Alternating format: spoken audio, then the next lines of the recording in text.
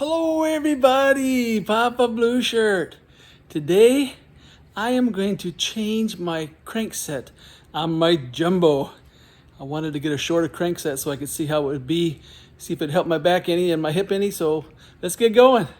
And it's 100 degrees outside almost, and I got my air on up there in my grow room, and I got it running high blast, and it's intaking this side and going out that side with the hopes that some of that cool air will come down here.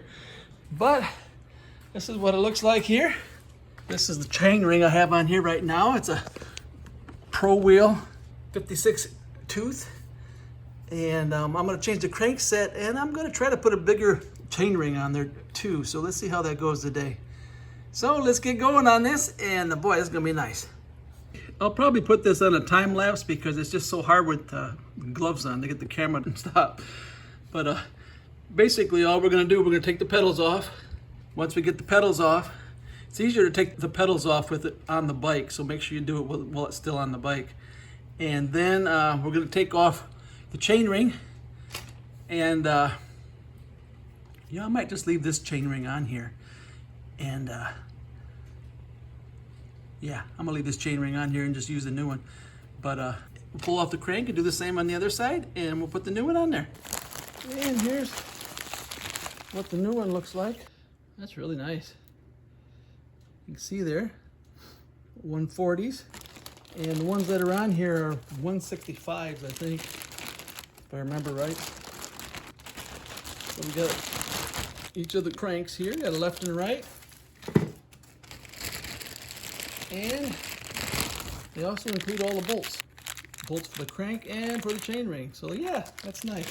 Show you the difference in size here.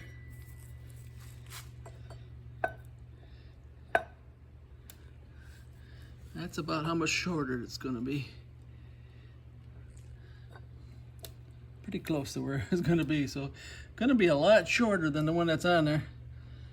And that should help my little short legs from having to stretch so far. Yeah.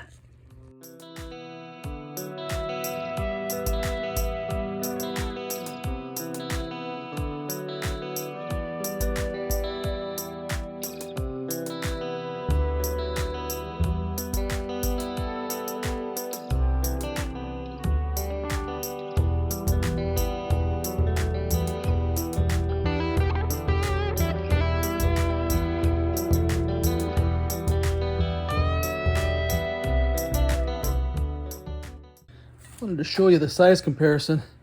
This is a 56 tooth, and this one here is a 60. And you can see it's just a little bit bigger. So, and it looks like it's gonna fit.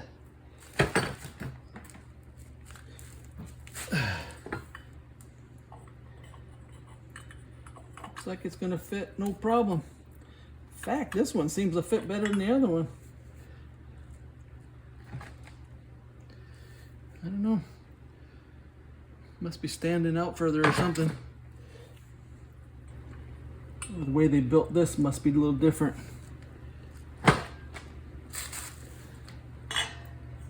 Yeah, I think this is out a little bit further. Anyways, it'll fit a 60 tooth on there, so that is sweet. Just like that. So let's get this on here. 130 is this, 5-bolt 130. And as you can see here, it's a 60 tooth. But I'm not sure, but it looks like it'll work, so I'm gonna put it on there.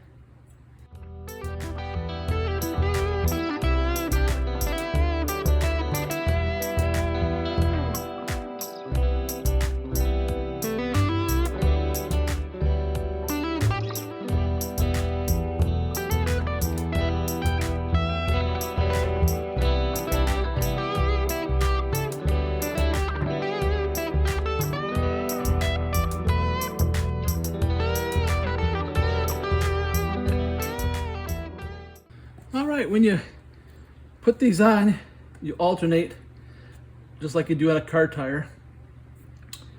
I may see if I can get a chain guard. This one didn't have a chain guard. I wanted to see if it would fit, for one thing. And it looks like it's gonna fit no problem. So I may look into getting a chain guard, and I may not, who knows. But it doesn't matter which orientation this one is when you put it on. You just need to make sure the other one is the exact opposite. If you put it like this, you're gonna have a hard time pedaling. So just make sure you put this one the exact opposite, and it's got a little blue Loctite in there to lock it down. So when you just tighten this up on the other side, and we'll be ready to go and take this out for a test. All right, I wanted to show you up close here how this works here. This will be holding in your arm, and you just take an Allen wrench and you turn this off, and which will expose this in here. And how this works is you get this tool here, and I would suggest not skimping on and getting a cheap tool. I bought a cheap tool once, and the threads were all messed up and caused me all kinds of problems. And you know, it's worth it just to pay a couple extra dollars and get one that is much better quality. This one has a thing on the end here that spins, and so the cheap ones, they don't, so they turn in there, and it makes it really hard to get them off sometimes. So, but this has this thing here that spins. So what it does is it tightens up this here. You tighten this nut in, and then you take this and you spin it around, and this comes out this way. See how it's pushing out there? I don't know if I can show it here. Just like you would be spinning it.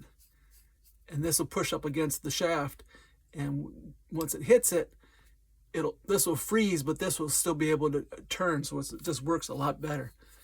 And so what you do is you turn these in, and be real careful not to cross thread these, because these are really fine threads, and it's easy to cross thread if you're not paying attention. And the one that I took off there was a 165, so just so I know.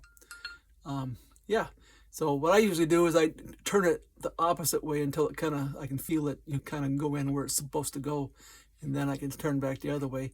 And then I'll try to hand tighten it as far as I can go. That way I know that I'm not cross-threaded. And you just keep tightening it up all the way in. And then you can just put a little bit of snugness on it. You don't have to do it hard, because all you want to do is have it snug. The ideal is to have this get as many threads in here as it can, because this is what's going to actually take off the arm or the crank. And then once you got this tightened up a little bit, you just spin this around until it goes all the way in, and it'll hit that end, and then it'll push that arm off. You can see inside there, that little thing is going in there deeper and deeper. That's as far as it goes right there. And so this pushes it off, and then the whole arm will come loose, and then you just take it off. So it's really neat how it works. But like I said, don't skimp on these. I think I paid $8 for the one I bought, and this one's probably like 10 or 12, I think, if I remember right. And so it's only a few dollars more, and you can get one that actually has some quality to it. Otherwise, you can cause yourself all kinds of problems. I had to mess with the threads, and had to get a file out and a hacksaw, and it was just a pain in the butt. Because this is all made out of aluminum, so it's real easy to cross thread these. So you want to make sure you get those in there to just make sure they're going in right. But yeah, it's real easy to do, and you can change your crank. All right, well, there it is in its full glory. It's a 100-degree heat index out here, so I ain't gonna be going very far. And plus I don't have my extra batteries on there. My hoodie on, don't have my long sleeves on, so I don't want to go out there and fry, but I want to take it for a quick ride so I can just get my first impression. I'll talk about it more on my ride this afternoon when I do my regular ride. It's going to be hot this afternoon too, but the sun won't be directly over, and I can ride down in the bottoms where there's a lot of shade. So yeah, so let's get out there and see what it's like. Well, I'm back, and boy, it does make a big difference on how much your legs move. 140. Yeah, for my short legs, we'll see. You know, maybe it's too much. I don't know. But we'll soon find out. I have that problem with my hip and my back, and they said that put your seat up higher. So putting a shorter crank on is the same difference as putting your seat up higher. Because usually when you put on a shorter crank, you need to raise your seat the same amount as you're going up on the crank. So if you shorten your crank by 10 millimeters, you should raise your seat by 10 millimeters. But this will enable me to have the same thing without having to actually raise my seat. Because I can barely touch the ground, and it's kind of hazardous with my battery in the middle because I can't stand over. I can't really stand over anyways because I'm so short. Yeah, so I'm gonna get out of this heat. Yeah, I thought it was hot in here, but boy, outside. I didn't know if my air conditioner was doing any good, but it's a good 15 to 20 degrees cooler in here, so it's doing something. Yeah, I'm fixing to go out on my afternoon ride. I'm gonna test out, first I'm gonna get this over my head so I don't get sunburned, but I'm gonna test out this new Crankset and chainring. And I know, everyone's gonna say you should have done them one at a time so you could see how much of a difference it makes, but I already know that it's gonna make a big difference, and the 60 teeth is, you know, not just a little bit more teeth than the 56 I had. There's only 4 more teeth, and it'll slow my pedaling down just a little bit. It will affect this test a little bit, but I didn't want to have to put both of them on there and then have to take one off, you know, just to try out this test. So that's why I did it. So let's get going here. There's where we're starting, 48.97. I did ride 48 miles this morning. My wife told me it's getting too hot, you need to switch to the morning. So I switched to the morning, and what happened is I just ended up going out 2 times in a day now. So OCD, I guess. But if I would have told you it was 65 degrees out today, I would be lying. Heat index is over 100. So we're gonna spend a lot of time in the shade today, hopefully, and try not to get overheated. So let's get going. Yeah, for this first ride, I decided to leave the seat in the same position, and I will say it seems like the seat needs to go up. Like I said earlier, they say you're supposed to raise it up the same amount as you shorten your crank. So, boy, it's real windy out going this way, so I'm gonna have to pick and choose when I record. But yeah, it's a whole different feeling.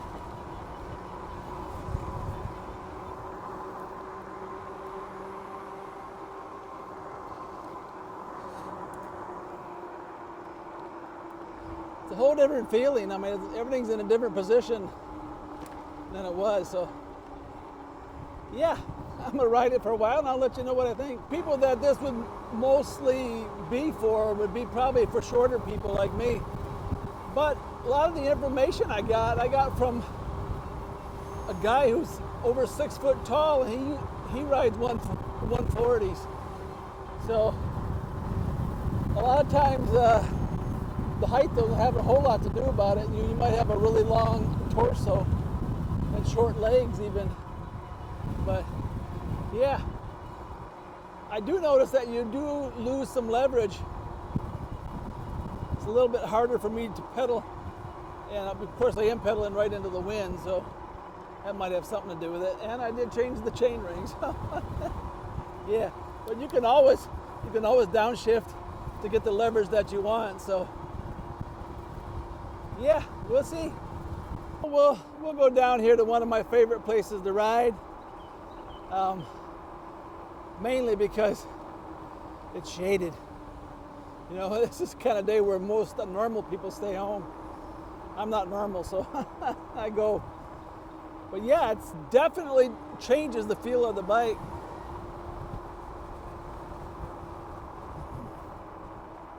I'm hoping it'll open up my hips so I don't have pain. Like I said earlier, putting shorter cranks is the same thing as has the same effect of moving your seat up as far as your hips are concerned. So hopefully it'll open up my hips a little more and take that stress off my SI joint, and I'll be able to heal faster. Because I'm convinced now that that's where my pain was all coming from. As soon as I raised my seat, my pain started getting better. Put on the SI joint belt, and that really helped. So It's all about getting out of pain. You know, I love to ride, but I don't want to be in pain the whole time I'm riding, so. I do see people out mowing their lawns in weather like this. I think that's crazy because you don't have no wind blowing. At least on a bike, I got wind going by me and helps to cool me off a little bit. I know it's still kind of crazy, but as you can see, it's pretty well shaded down here. So as the sun begins to go down a little bit, it'll get even more comfortable. Well, I'm planning on doing probably 20 or 25 miles. Doing any more, that would be crazy, but maybe by then it'll be cooled off a little bit, and then I'll just want to keep going. But one thing that will kind of slow me down is my second battery didn't charge all the way because I was working on my bike and I took it for that little spin. So it's probably a good thing that it takes 5 or 6 hours for my batteries to charge. Otherwise, I'd be riding probably all the time. The length of time it takes to charge the batteries slows me down. And as you can see, this is the other road, goes around the block. There's a few spots where the sun comes out, but most of it's in the shade. And yeah. Yep, I can definitely tell that my leverage is not as much as it was. But, you know, I'm not looking for the strength of my stride or anything here. I'm just trying to get out of pain. And the neat thing about these cranks, they're so easy to change. You can change one in about 10 minutes. So if in the future I want to go back, it's a really easy thing to go back. I just think it's a really neat test that you can do and just try it out and see how it works for you. Yeah, they said the place you can really tell it the most is when you're out of the saddle. And me being an old guy, I don't get out of the saddle very much. Most of the time I get out of the saddle is just to let everything air off and to get in a different position so my butt don't hurt. So I'm not a real power rider because I can't be because of my hip and my back. So like I said, the main reason I did this was so I could try to get out of pain. Yeah, I turned around the block. I'm going to go around the other way now. Went around twice so far. Change of pace going the other way around. But yeah, kind of used to it already. They said you'll get used to it really fast. Just feels weird at first when you get on, but then once you ride it for a little bit, you get used to it. And that's how it was with my H8. I put the 155s on it. And it did feel weird at first, but it feels normal now. All right, let's talk about leg speed. Does the leg speed increase or decrease when you're putting on shorter cranks? In my mind, it has to decrease because the circle you're going around is smaller. But as I grind up this hill here, sticking in all-wheel drive, and then I just take off. Okay, so the chainring, if it was the same size, I know I changed mine, but if the chainring was the same size, the circle with longer cranks would just be bigger. And because the circle is bigger and the timing of the chainring is the same, one revolution is one revolution, the longer cranks, your feet would have to move faster in order to make it around that big circle. At least that's the way I see it. I asked ChatGPT the same thing, and she said your legs will be moving faster if you shorten the crank. And I had to rephrase the question. I said, all things being equal, same speed, same gearing. She said, yeah. I don't know why I always say she. It said that your feet would be slower. I mean, your feet would be moving faster the first time I asked. But once I explained the situation, it said no. Your feet would be moving slower. So I didn't know which one to believe. But in my mind, it'd be like running around a circle. If the circle is bigger, you're going to have to run faster in order to keep up. That's why when they do the Olympics, you know, track and stuff, they have the different lanes and the ending point in different areas, or I should say the starting point. I guess the ending point's all at one spot, but the places where they start is different because they're on a different place on the circle. Anyways, that's how I see it. I went a little farther than what I thought, as usual. Got a little bit cloudy. Sun's peeking out every once in a while, but yeah, I'm really getting used to these cranks and how they felt really kind of strange at first. But yeah. I am getting used to it now though. And of course a lot of it might have been because I changed the 60 tooth from a 56. When I downshift, it feels about like it did before, just a little faster maybe. So yeah. But we're riding these back roads where there's a lot more shade. I went 4 times around the loop, 2 one way and 2 the other. And didn't want to keep going around people. That might be irritating somebody. So I decided to come over here and ride this one. We'll ride this to the end, and then we'll turn around, we'll come back, and we'll head for the house. That's a really nice road though. Not really nice as smooth or anything, but nice because there's no traffic. And nice country road. Yep, I'm getting pretty well used to it now. 33 miles. We're gonna end up probably somewhere around 40 miles. Not too shabby when it's 100-degree heat index. As you see, I'm kind of leaning toward these shaded areas. Yeah. But, yeah, I like it. Hopefully it'll help my back and my hip issues. And then hopefully you'll never hear me talk about it again. About my back and hip issues, that is. That'd be great. Well, there's where we ended up, 49.41. Not too shabby for an old man. If I don't say so myself. It's a little warm out here. But yeah, not too shabby on a 100-degree index day. Actual temperature about 95, 96. And yeah, I made it back home. That's the most important part. But yeah. But this thing is neat. I like it. The 60-tooth chainring was really nice on there, and the shorter cranks just felt natural. At first, it felt kind of weird, you know, because you know you're not used to it. I kept feeling like the seat needed to go up higher, and I may put the seat up a little bit. Just wanted to keep everything the same as far as the seat on the first ride.